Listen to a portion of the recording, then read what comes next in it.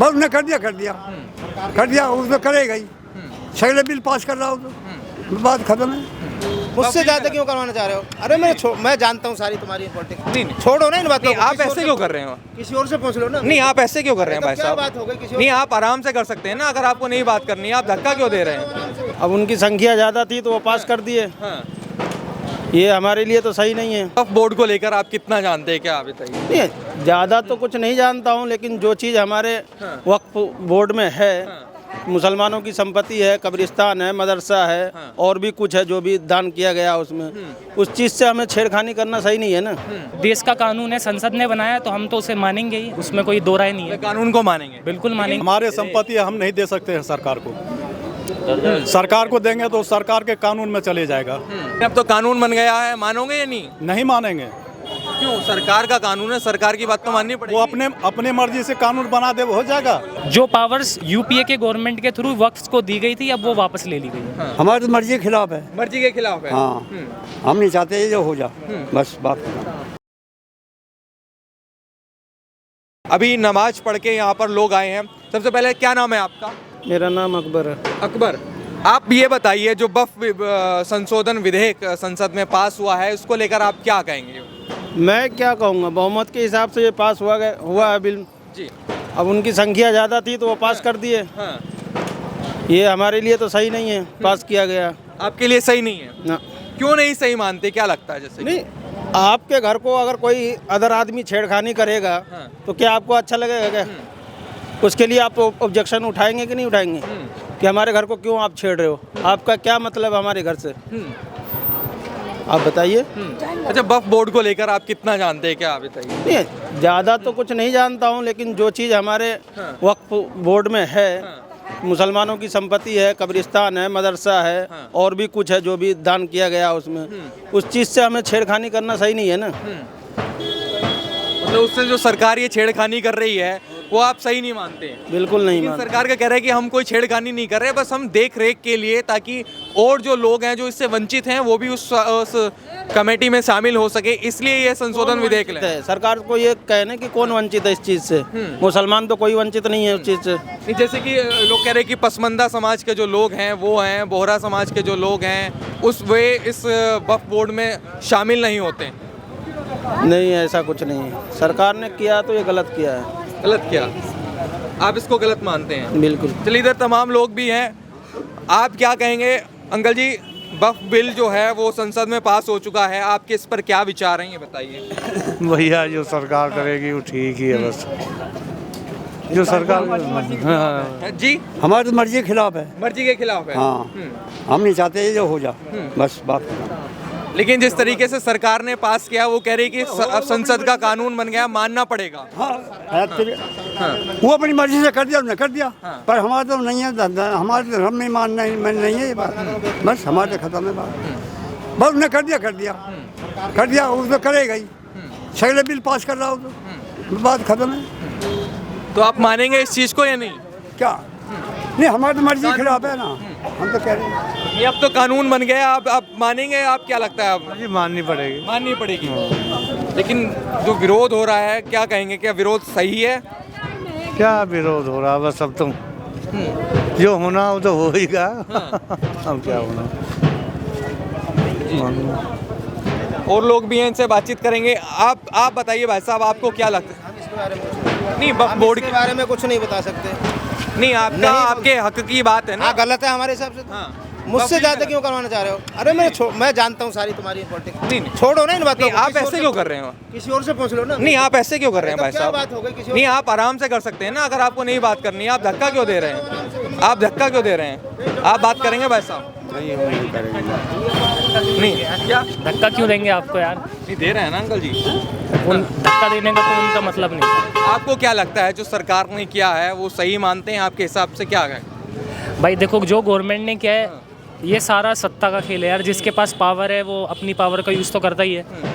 अब ये जो उन्होंने चेंज किया है, इससे पहले जो काम किसी ने किया था वो भी तो गवर्नमेंट ने ही किया था ना। तो उन्होंने गवर्नमेंट का ही डिसीज़न चेंज कर दिया। तो जो कि वो भी पिछली जो गवर्नमेंट थी उसको भी लोगों ने ही चुना था, उन्होंने उसी का डिसीज़न तो चेंज किया है ना। तो जिस गवर्नमेंट ने एक अमेंडमेंट किया, अब उसमें एक और अमेंडमेंट हो गया, तो कोई बात नहीं, अब क्या कर सकते हैं उसमें। नहीं, आपको क्या लगता है, जिस तरीके कह रहे हैं कि भाई हम नहीं मानेंगे इसको, हमारे खिलाफ है, कैसे खिलाफ है, आप क्या मानते हैं, किस तरीके से मानते हैं कि वो आपके खिलाफ है? देखो, इसमें जो वर्क बोर्ड के पास जो पावर्स थी, अब उनको डिक्लाइन किया गया, उनको कम किया गया है। तो कहीं ना कहीं वो चीज़ें एक सेटबैक है, जिसको गलत है, क्योंकि जो गवर्नमेंट की उसमें लीडिंग कम होना चाहिए ना, क्योंकि गवर्नमेंट जो है, गवर्नमेंट के पास ऑलरेडी बहुत चीज़ें हैं संभालने के लिए, तो वक्फ उसके लिए एक धार्मिक चीज़ है ये, जबकि गवर्नमेंट के अंडरटेकन में नहीं जाना चाहिए।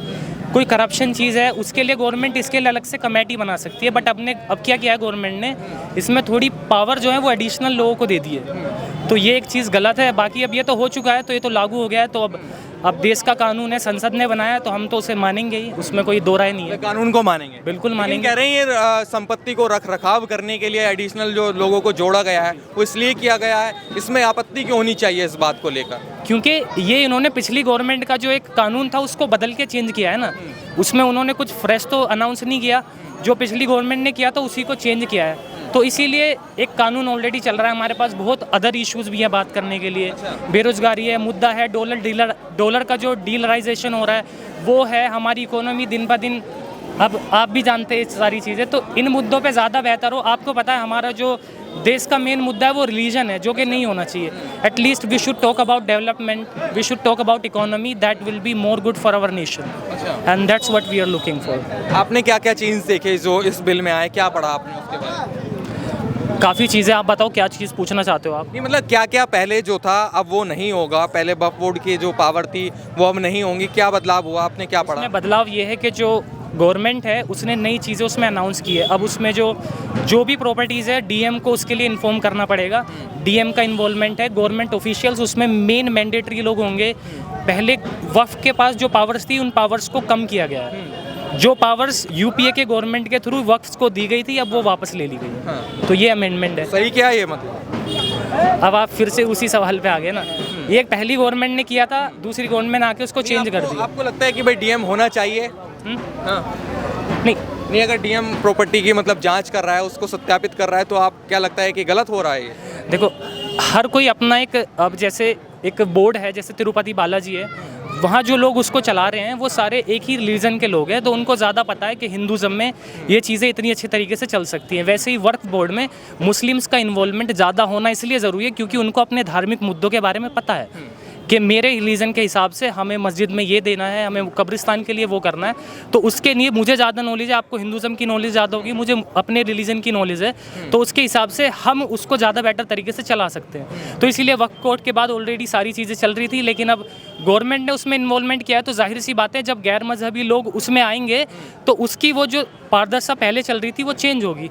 तो जो पहले वक्फ बोर्ड था वो भी गवर्नमेंट के थ्रू ही चल रहा था, लेकिन अब जो आया है इसमें गवर्नमेंट ने उस पावर्स को कम किया है जो वक्फ बोर्ड के पास पहले से थी। जी, आप क्या कहेंगे भाई साहब, जो पूरा मामला चल रहा है, वक्फ बिल जो है वो पास हो चुका है, इस पर आपके क्या विचार हैं, क्या सही हुआ है? ये गलत है, गलत है। ये मेरा दौलत है, हाँ। सरकार मांगेगा हम दे देंगे, नहीं देंगे। अच्छा, ये गलत। इस तरीके से अभी तक ये था कि भाई वक्फ ने जिसे कह दिया कि ये मेरी संपत्ति है वो मान ली जाती थी, वक्फ की संपत्ति हो जाती थी, तो ये कहाँ तक सही मानते थे आप इसको? ये जो है ये हमारे संपत्ति है, हम नहीं दे सकते हैं सरकार को।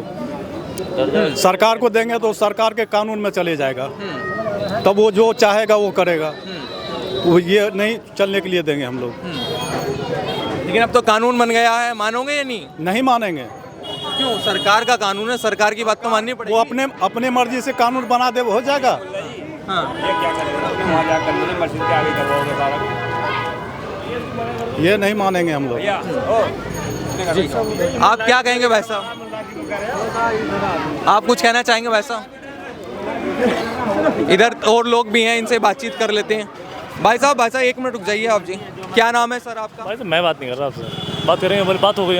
बात हो गई है, चलिए और आप बात करेंगे भाई साहब? ना